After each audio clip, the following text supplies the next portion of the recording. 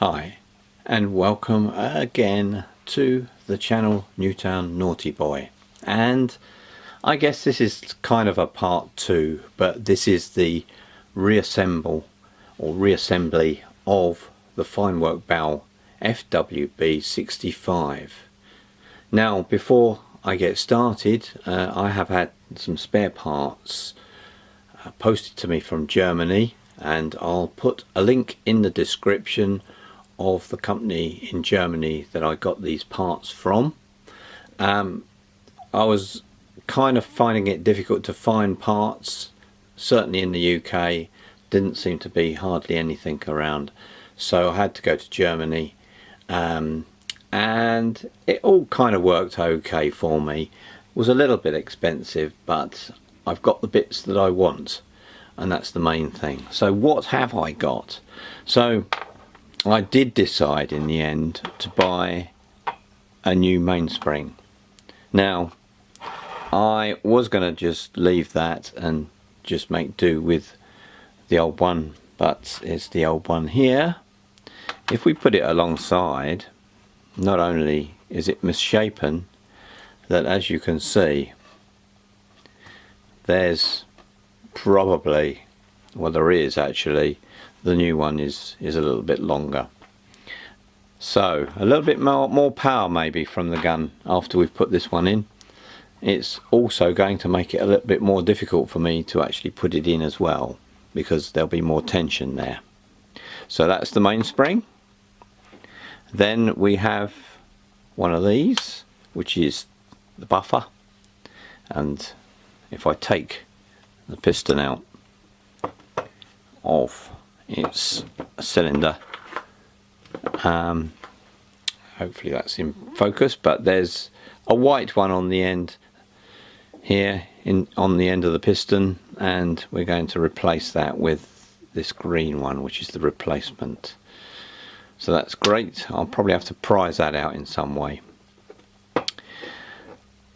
So that's the piston, and the cylinder which the piston actually resides in. There were a few bits here that I wanted to replace, namely this seal in here. I couldn't decide exactly what colour this was in here. It's certainly breaking up, and I've bought a blue and a green. I wasn't quite sure which ones to buy here, but a blue and a green one. So one of these will probably fit better than the other. I think they are slightly different sizes, but I wanted to make sure that they weren't too expensive. I wanted to make sure that I got the right one, and so one of these will slot in there nicely and make a better seal on the receiver. So there's that. Then lower down here on this tube there's a clear plastic something or other. I'm not too sure. It's like a buffer, and I've bought a replacement for that. It looks like it's worn down slightly, so I'm going to replace that with a new one. So those are the bits for that component. I did buy another ring for the piston, so the old one's still on there, and that's easy to put on because there's a gap there on the ring, and you can just slide those on easy enough. And I thought, well, while I'm at it, I may as well buy a new one. I don't think the old one's particularly worn too badly. Now I also bought, and probably I should have bought more, I bought one of these Jesus clips, just in case one of the ones that I took out breaks on me. So those are the bits. So what I'm going to do is I'm going to put these parts on, and I'm going to clean a few bits up as well, and then I'll go through the reassembly bit by bit. So that will be the next stage. Just before we get started again, I'm just showing you that I've put the replacement parts on. So this is the piston here, and it's got its new buffer on, and this didn't take me very long to get out. I prized it out. Here's the old one here, and it just came out quite cleanly, very little effort, and the new one I just pushed in. So I just popped it on the end and just used my weight to push that in. So that was the buffer there for the piston, and I just slipped a new ring on there as well that I'd ordered. So that's the piston complete, ready, although I've not greased it yet. With the piston tube, as you can see, the blue receiver seal is pushed in there. Now that took a little bit more persuasion to come out. Here's the old one here, very ragged, so that came out with a bit of persuasion. This damper here, this white damper, that came out like cheese. Basically it just broke up, and I just had to prise that out with a pick. The damper is there really just to make sure that when this tube is shut, ready for firing, there's no metal against metal really, so this damper just creates a bit of synthetic whatever that is against the metal. So those bits went in quite easy. So now what I'm going to do is just grease these things up. Oh, just as an aside, I've cleaned all these parts up now with some methylated spirit, and I've used these wipes here. I'm not using cotton wool buds. I'm using these sticks with foam on the end. I find that the cotton wool buds leave cotton residue basically, and these are a little bit longer than cotton buds.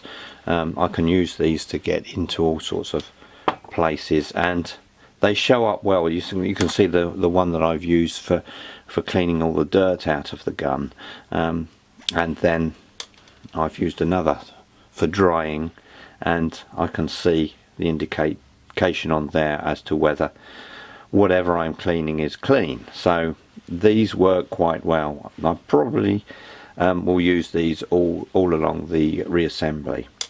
The paste or the grease that I'm using on this gun is a bit experimental. It's something called M-Paste 104. It's quite expensive, but I'm going to use it and see if it works. I've used it on other things and it seems to be pretty good. So let me grease these things up, and we'll continue. So first item to go back is the detent lever. This piece of metal ensures that when you cock the gun can't go off. It's a safety feature, and it resides in the frame here, and it should be allowed to slide freely. I hope you can see that. So I'm going to grease this part now on the actual detent lever itself and in the frame, and then we'll move on to the next part.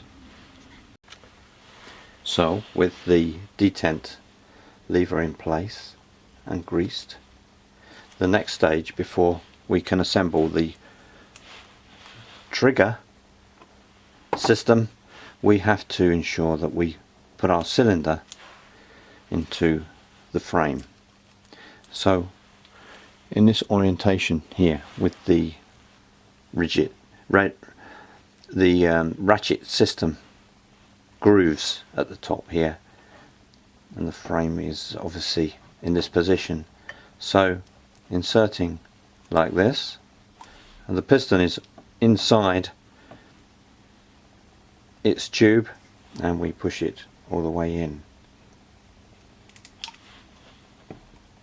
you can see obviously the tube from this side,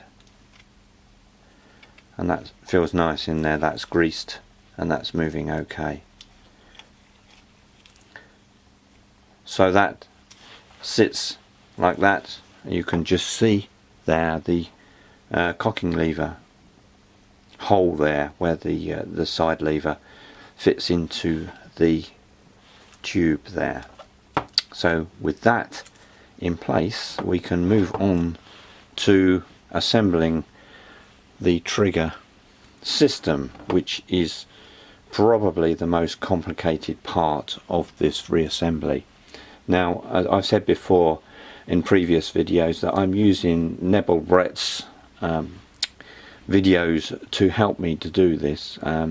It's complicated, and with his help it's enabled me to understand where all these parts go, because it really is complicated. So I'm going to use his way or method of assembling the trigger system. So let's see how that pans out. And just as an aside, yet again, I've decided to switch my grease to Bisley gun grease, this molybdenum type black stuff. I was feeling the M paste was not giving me the lubrication that I thought it was, so I'm switching to Bisley gun grease, which is probably a more traditional gun grease anyway. So the experiment with the M paste is off at the moment.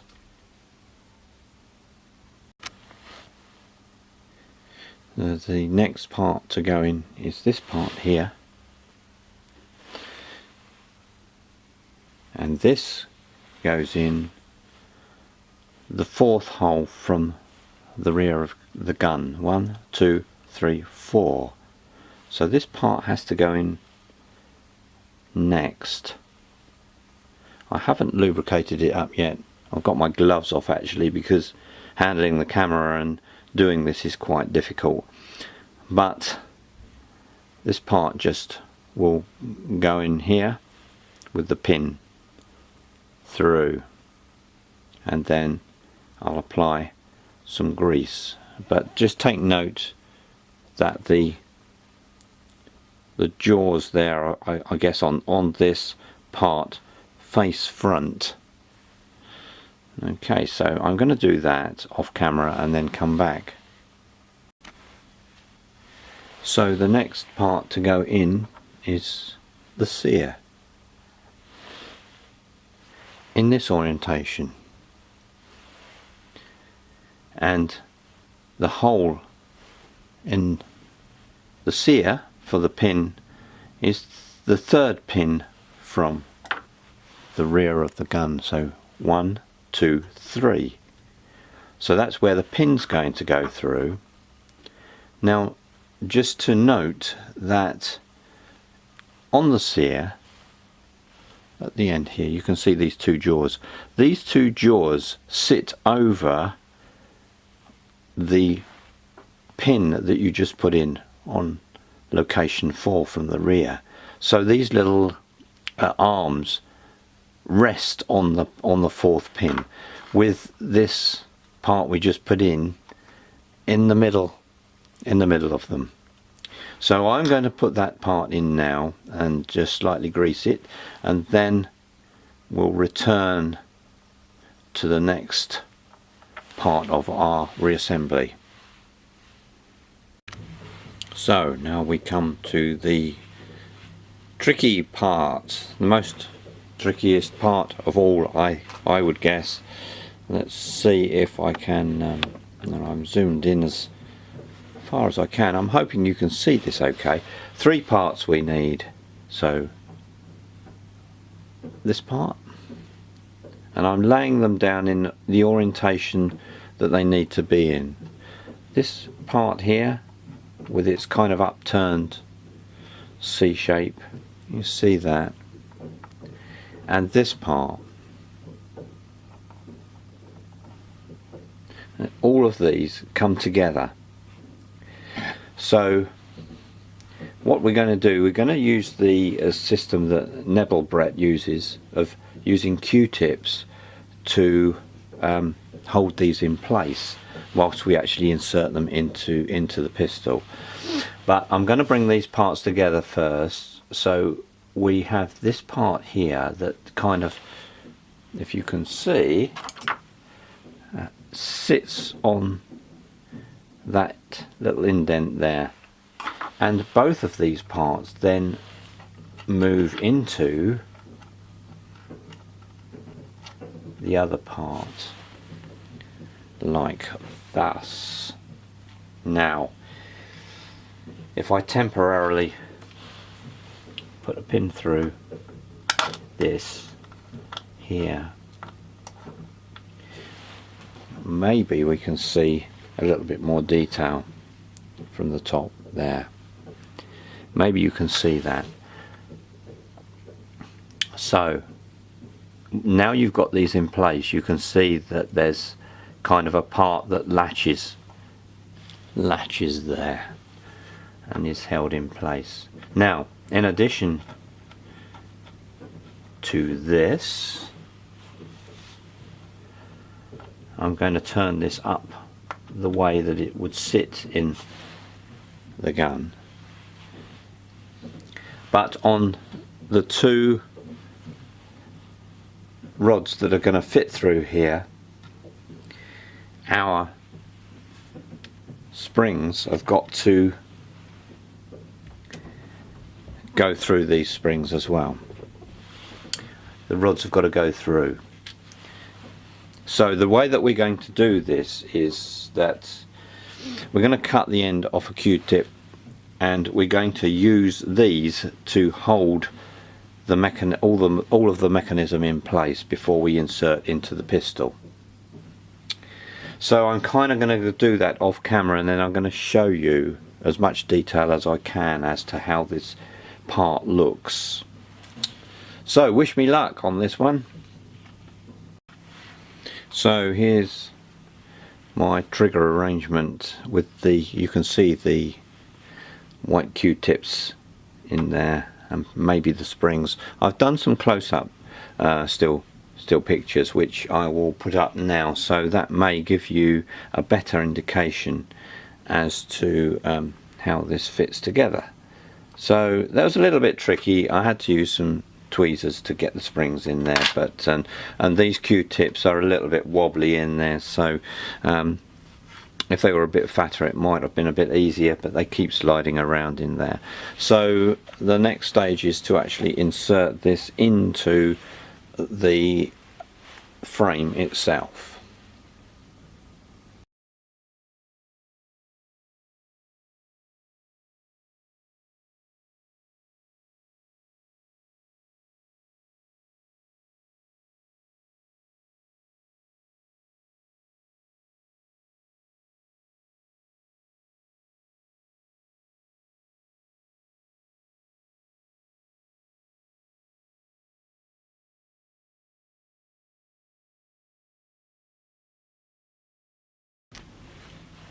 Okay, so everything is in place, I think, apart from the springs haven't actually been put back to where they should latch onto. Just to let you know, I actually had to try this several times before it went in. I abandoned the Q-tip idea and I cut some spindles from a 3-inch nail that seemed to fit through. That seemed to work better, but a little bit more tighter than the Q-tips, so I used those to hold things in place. I've taken some still pictures which you've probably seen by now as I've gone through. So with this in place, and it looks as if it is in place correctly, the two springs, one here, if I can just grab that, it just needs to go over that little spindle there, and the one at the back needs to go over this arm that's got 2 dents in it here. So I'm just going to latch those on, grease this up a little bit more, and then we'll move on from this. I'm glad that bit's over.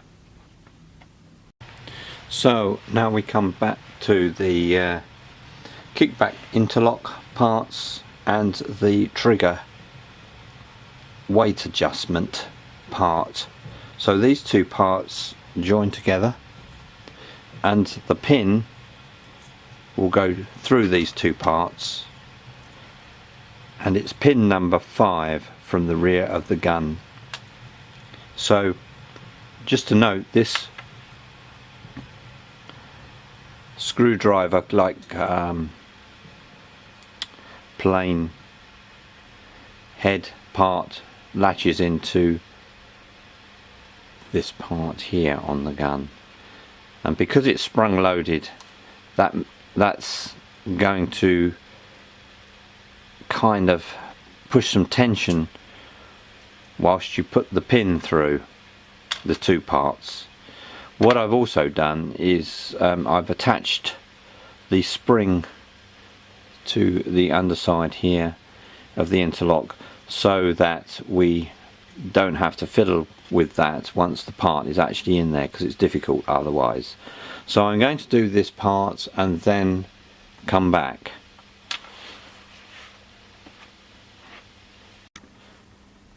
So I've put the part through, and I've put this this spike through just to hold the components in place. So I'm yet to put the pin through, but I found this the easiest way to get this component in and keep it in place. Now I just have to push the pin through and remove this tool here. So before I do that though, I'm going to just put the spring back onto its clasp here at the front of the gun. So that shouldn't be too difficult, I'm hoping. So just grabbing it with one of my tools and just latching it over.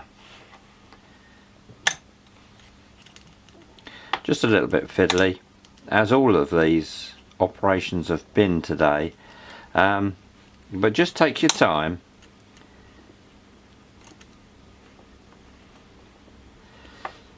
Now I think I'm going to use a pair of pliers a needle nose pliers to do this.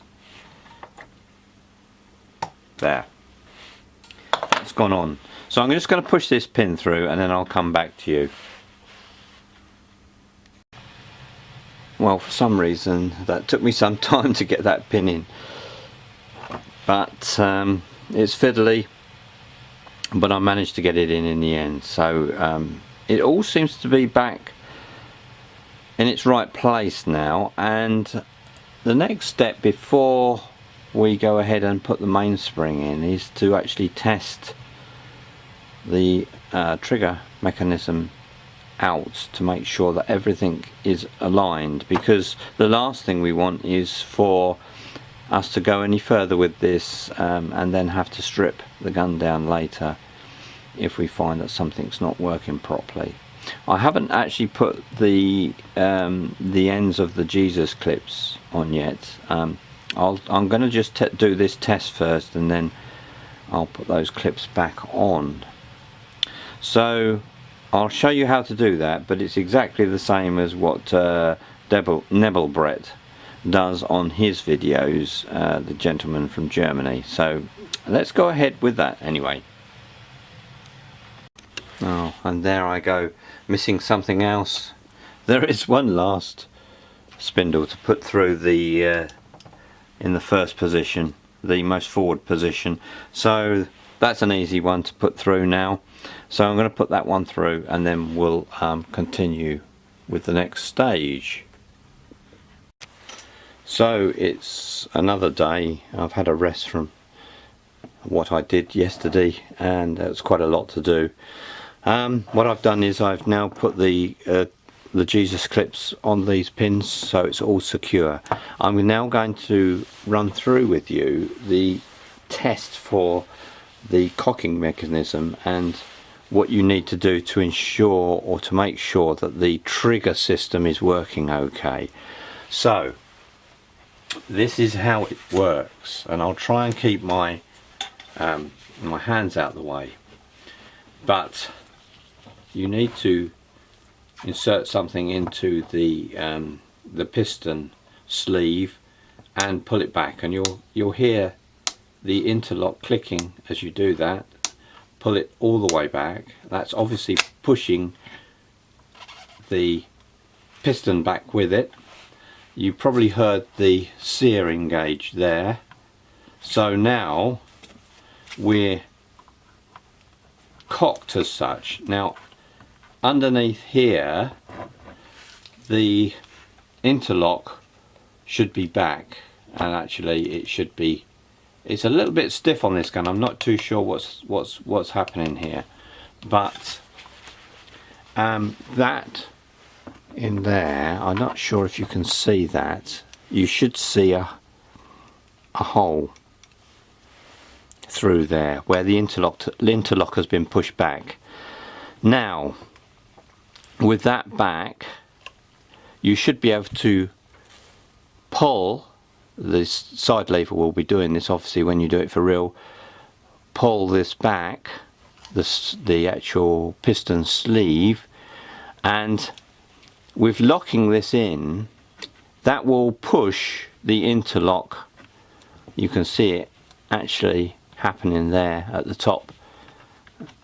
Now because we haven't got all the parts together, it's very difficult to actually demonstrate this, but that needs to be in a closed position for the piston to fire. So by keeping tension on that and lifting this at the back up, if we can, we should be able to fire the gun and the piston will fire. So that's how the mechanism works. So I'm hopeful that everything is okay here and it's all working okay. So the next stage is to put the spring in, and I'll show you how to do that. So another crucial part, getting the spring back in. I recommend that you maybe put some safety glasses on to do this, but it's down to you. But I think it's very wise to protect your eyes on something like this when you're using something that's powerful as getting a mainspring back into a pistol like this. So of course the spring just goes in like that, and the back end with its orientation like that will go in and needs to be pushed right in. So, and this screw, once these holes line up, then you need to put this screw all the way through. Now how I'm going to do it is I'm going to push this in against a wall. I'm going to hold the gun with a cloth at this end and push with my body to get this all the way in and insert the screw. Hopefully that will do it. I'll come back with the results, hopefully not too long. I'm hoping this will go in okay. Just to show you what I've done here, I actually have got the spring in, and I've got the end part in. I managed to push that in and I managed to get the screw in, but it was very tight because the back part of this here really was interfering with the thread.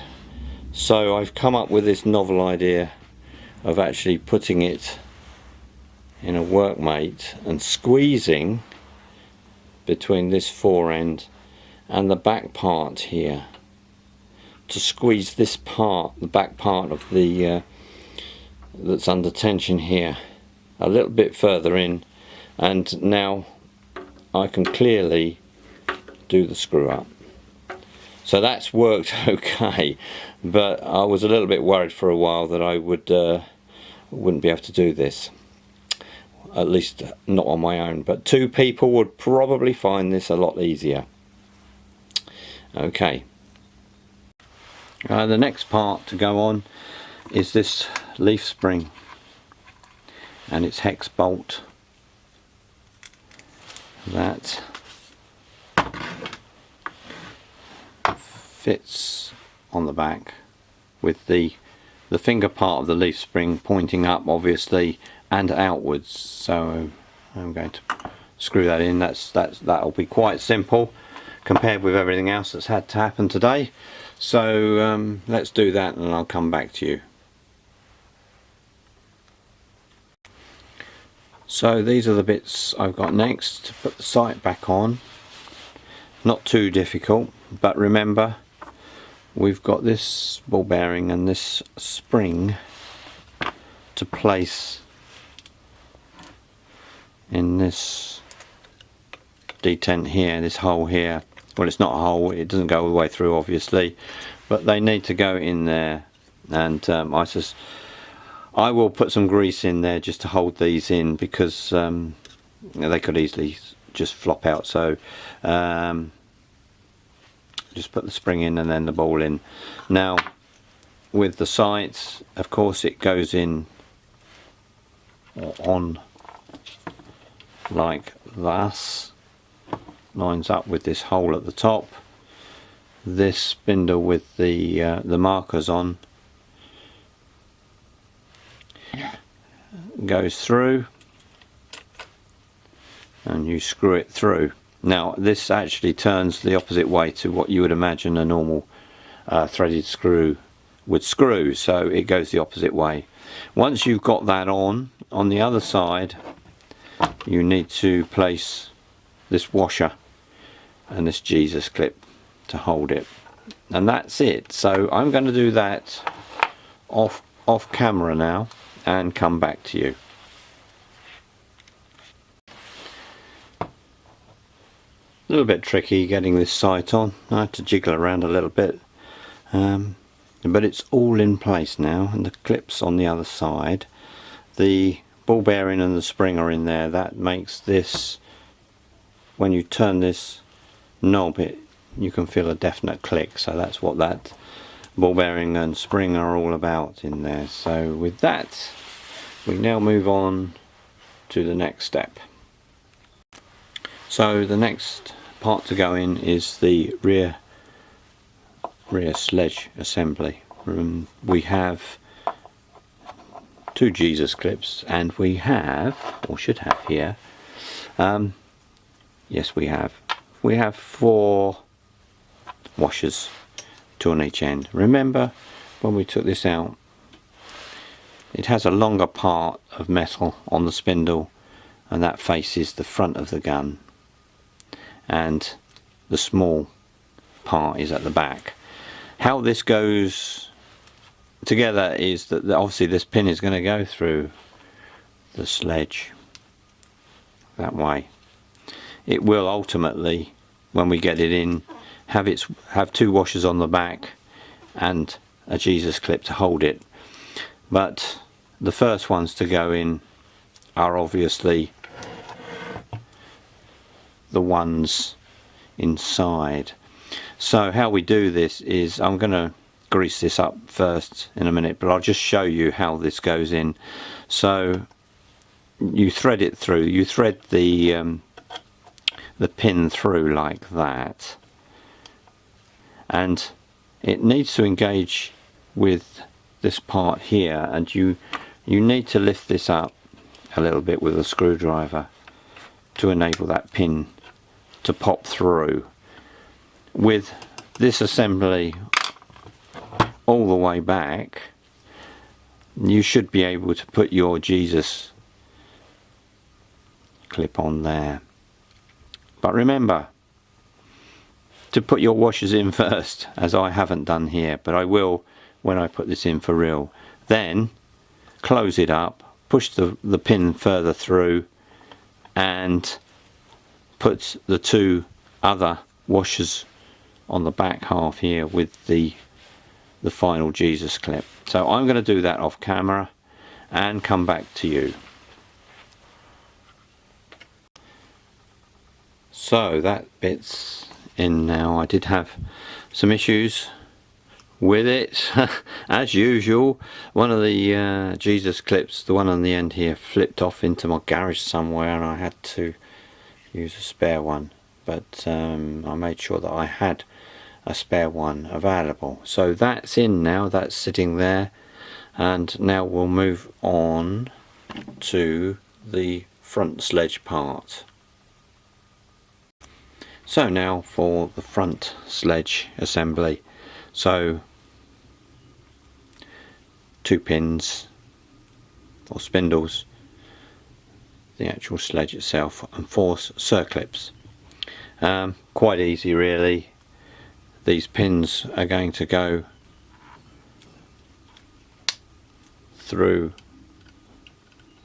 these holes here, and you're going to insert the sledge part on these spindles. Now, just to take note, these spindles have 2 grooves for the Jesus clips. The shorter end needs to go to the rear, the longer end to the front of the gun. Also, with the sledge itself, you can see how the sledge fits into the gun. The longer part, metal part, faces the front, the shorter part of the platform faces the back. So it should be fairly easy for you to do that. It sits in there, obviously, in that recess with the 2 spindles and the circlips on. Probably a bit fiddly. I'll come back to you once I've done that. So just as an additional note, with the sledge in situ with the pins, with the sledge pulled forward to the forward point of the gun, you should now be able to gain access to the 2 pins to insert the clips here. Once you've done that, you can push the sledge towards the rear and insert the other 2 clips to secure the assembly. Let's do that. So with the clips now in, this part should freely move backwards and forwards. Obviously I've re-greased this and it's moving a lot better. So I'm hoping that that's going to solve some of the problems that I've had with this gun. So the next stage, I think, is to put the side lever back on. So that'll be kind of the last part before we can test the gun out. So the side lever then. So there's the screw for it and the lever itself. Engage this part into the piston sleeve, and then the back assembly just fits in the back there and a screw goes through. That's fairly simple. Again, give it some grease before, and you should be okay with this one.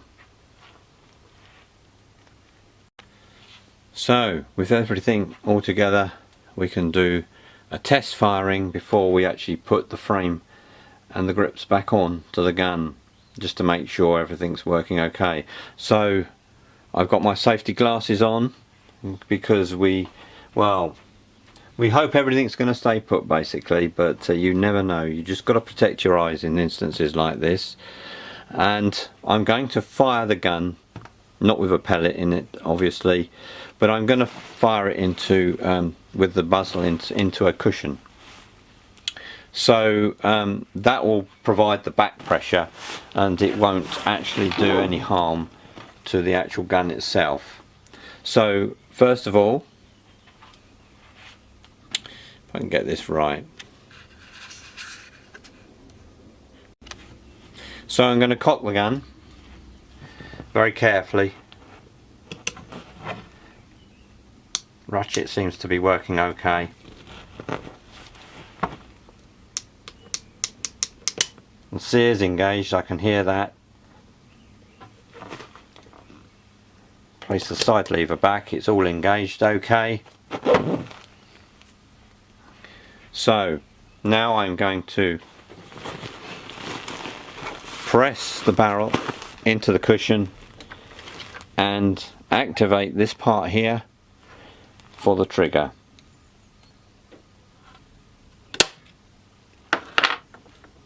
and it works. At least it seems to work. And it's gone off. So with that working, we can put the frame back on and the grips. So I'll see you in a minute. So now to put the frame on, or back on. Remember, we have 2 hex bolts at the back and 2 screws at the front. The shorter one goes towards the front of the sledge. So I'm going to put this on now, and we'll continue with the last stages of testing the gun. So now it's the final shooting test into my trusty cardboard box packed full of old clothes. So I'm going to cock the gun and actually put a pellet in and shoot it through. So I've got my safety glasses on still, so just to beware, but I have got the whole frame together. And it is clicking very nicely together. Everything seems to be very, very smooth, and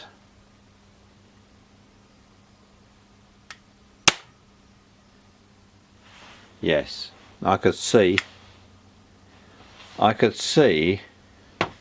that the recoil mechanism was working. Also, when I turned the gun upside down and pointed it to the floor, the sledge activated back to where it should be. I don't think that was happening before, so I think my service has actually fixed a few things in there. Just to let you know that we'll do a third part to this. I will run this through the chronograph, and I will do some accuracy tests outside on a target, so stay tuned for that. I'll have that up on YouTube, I suspect, in the next couple of weeks. I'm not sure there's anything else to say about this, but of course when I get to my follow-up video, I'm sure that there'll be a few things that I remember to tell you about this. But I'm very pleased with this. This has gone, well, I wouldn't say it's gone smoothly, but it's been a bit of a trial actually, but it's worked, and I'm very happy to see that the gun is actually working as it should be. So all that remains for me to say is please like the video if you found this interesting, and I will be back very shortly with the next installment. So thank you very much for watching, and goodbye for now.